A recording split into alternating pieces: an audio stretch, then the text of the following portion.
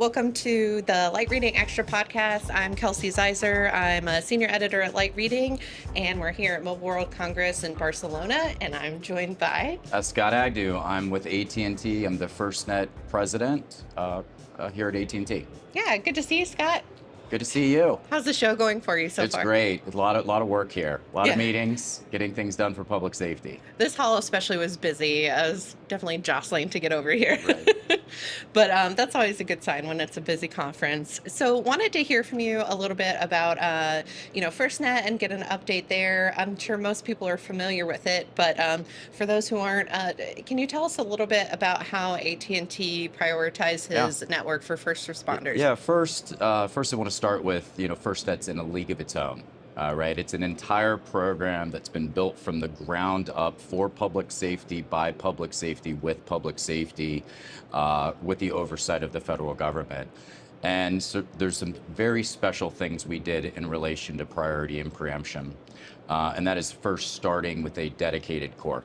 You need a dedicated core so you have full and utter control of the experience for public safety. Then we have the dedicated spectrum for public safety. It's their spectrum to use in the worst possible conditions. In addition to that, public safety has available to them all of AT&T's 4G and 5G spectrum.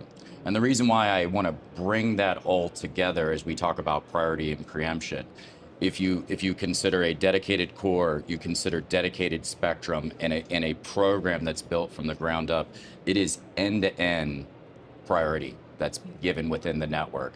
There is no elements of the network where there is going to be a limitation that's going to be impacted by the consumer side. So that's the importance of why we designed what we designed.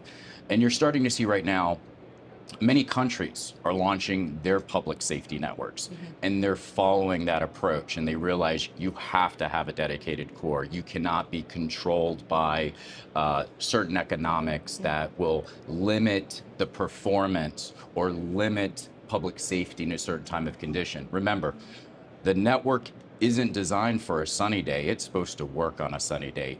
It's supposed to work in the worst possible conditions. On our priority and preemption, there's no caveats. There's no special codes that you have to enter. It's always on. It's always functioning. Doesn't matter if it's voice, data, anything that public safety is sending over the network, it's fully prioritized with no interaction. Also, public safety, it has to work. It's designed to work. So there's no special caveats. There's no terms and conditions. There's no throttling that says this may not work for the public safety community. So that's what we've designed. We were the first to launch it. We've completed priority and preemption last year on our 5G network. We're first to launch 5G for public safety in 2021. So, it's going really well. Yeah, and certainly important. We've talked a lot on Light Reading site about what AT&T and other service providers were doing during the really hard hurricane season with Hurricane Helene and Milton, and then also the recent wildfires. Tell us a little bit about FirstNet's strategy ahead of an event, either natural disaster, inclement weather, and then walking through what you do during the event and then after to restore the network. Yeah, so it's an entire operational process. While we love to talk about technology, that's exciting, the operational process of what occurs is really a lot of the magic. And so there's an entire team at AT&T in the FirstNet program that's dedicated to preparation. It's our response operations group. With dedicated assets over 180, and that's complemented by over 700 assets with AT&T's network disaster recovery team. So if there's a known disaster coming, as you mentioned, a hurricane, there's planning days in advance. There's staging days in advance. There's collaboration, coordination at the federal level and the state and local level, communicating with our public safety customers. As we have over 6.7 million connections, there's a lot. So we're talking to them, telling them where we're going to be. We have our own dedicated weather team that gives us the insight in where to be. So we collaborate, we communicate how we're going to deploy. then the actual event actually occurs. And then, of course, every good plan changes, right, as things occur. And then we accommodate that. We continue to work with public safety. Now, once the disasters there, like has occurred, such as Helene, there was over 220 requests that AT&T FirstNet responded to. So we're using the 180 dedicated FirstNet assets, the NDR assets. All assets are being used. Prioritize FirstNet over all other requests. So we're contractually obligated. Obviously, it's the right thing to do to supporting hospitals, supporting emergency management centers, supporting various other public safety efforts. And so the event, while disastrous, was highly successful in the engagement with public safety. But just like every other good event, just like what public safety does, we go look at what we could have done better after those big events, right? What tools we could have used, what we can invest. So that's been happening over the last 8 years, just a hot wash of what has occurred and where we can make greater investments, where we can improve the processes. During Helene, it was one of the highest amount of inbound calls, or the highest amount of calls with 220. So we knew we needed to make some incremental changes in that process, and we already did within days of the event. Yeah. And do you also provide charging stations and support for residents and businesses? Right. And I know there's also Rog the dog, the Yes, we love Rock the emotional dog. support. So absolutely. So it's an entire strategy from a FirstNet perspective. Of course, it's about connectivity for the first responders. So that's our deployables, all different shapes and sizes. Charging stations for the public. We're also, providing emergency phones. A lot of times we have customers that are not on FirstNet yet, and it's the only solution that's working in the area, so we need to get them connected. And then, of course, after the event, whether it's just a devastating event, maybe it was a shooting or a fire, we invest a lot in health and wellness, because as America's public safety provider, we also have to take care of our customers. And so Rog the dog will come out, and there's about 30 of Rog the dogs, but they're all wonderful little Labradoodles that come out. And after seeing those events, and I've been out to those events, it affects you. It affects just the stress that you've gone over, and just to take the edge off and take a moment for those officers or those firefighters that are in the field seeing awful things is really meaningful. Yeah, certainly. Are there any new temporary mobile assets that you're particularly excited about that FirstNet's deployed recently? Yeah, I mean, we're the first to launch our compact rapid deployable and our mini CRD. That is really the first of its kind, I believe, in the world, where we gave public safety their own band 14 cell site that they can deploy, optimize the network so they could deploy it on demand. They didn't have to call us. They can use it on their demand. And we continue to iterate with solutions, such as we have a product called Mega Range, which is high-powered UE.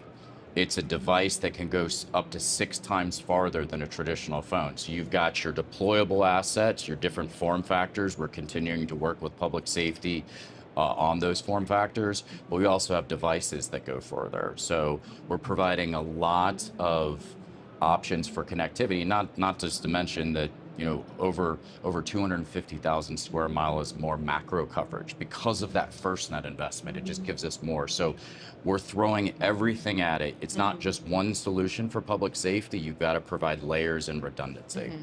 Are there also drones and robotics that are used in areas where you need that bird's eye view, or Right. It's difficult for people to get to? Absolutely. So there's drone solutions that we have, different form factors of vehicles. We learned early on, we started off with 72, and they're called Sat Colts. These are large trucks that have the deployable connectivity, the towers, the radios, very large. hard to get through into wildfires or any of these remote areas. So we iterated, such as the CRD, Compact Rapid Deployable, which is, on the back of a pickup truck or an SUV. And of course, drone solutions. We have multiple solutions as part of the response operations group. They have assets of drones there for them to use. And then you mentioned launching 5G as part of the FirstNet network in 2021, I believe. 2021, that's right. How have you expanded that? What's new for that particular aspect of FirstNet? Right. Well, first, it's about the connectivity. So we launched the non-standalone core in 2021 to give public safety access to prioritize 5G. And ensuring that they have the best possible experience. And so the way we thought about this is give them the speeds when they need in a sunny day. And then, of course, when a disaster occurs and that reliability and connectivity is necessary, they have band 14 on LTE. But we're continuing to invest with the authority, working directly with the authority and ensuring that they have the latest technology. So we're working on a standalone solution. Now, we talk a lot about, there's a lot about slicing. FirstNet is in itself a completely dedicated, there's nothing needed to slice. It's end-to-end priority.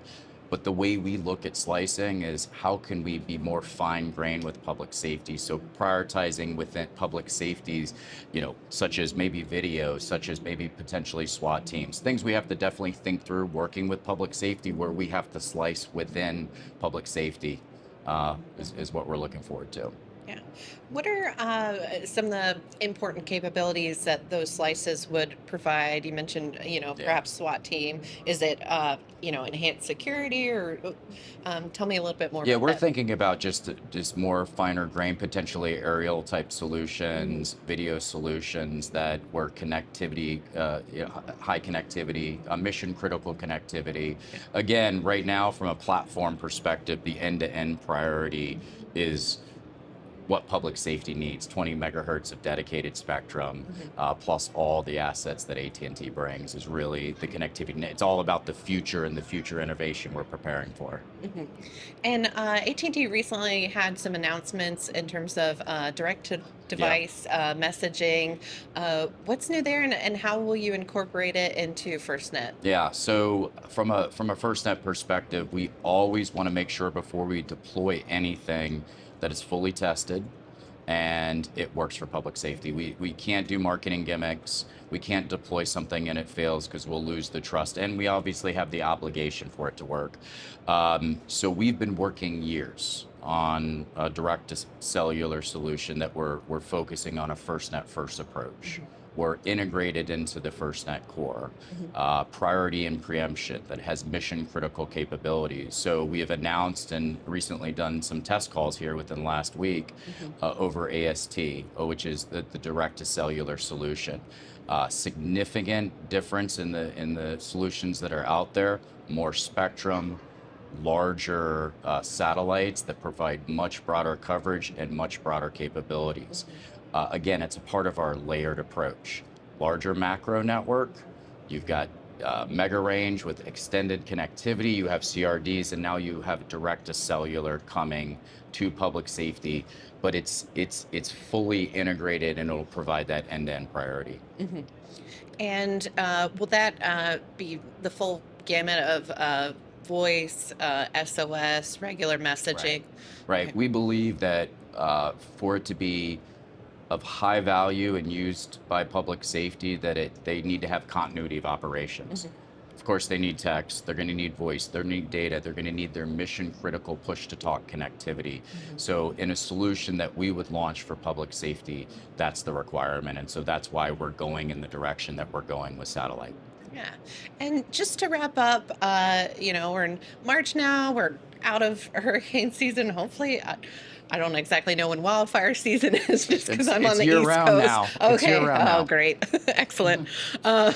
So how are you prepping? What's next? What are you strategizing for in terms of, there's always, unfortunately, an event upcoming. So, So what's on your mind right now? continuing to invest in our network operations center, our planning, our processing, our processes, operational processes to ensure that we can respond. So the learnings that we've had from 2024 here recently in the wildland fires, going through implementations where we're staging assets to ensure they're available to public safety, looking at incremental enhancements to those assets. So there's a lot more solutions out there, satellite connectivity solutions that are providing some very good speeds that we're looking at upgrading the assets so public safety always has the best. So that's what we're focused on right now.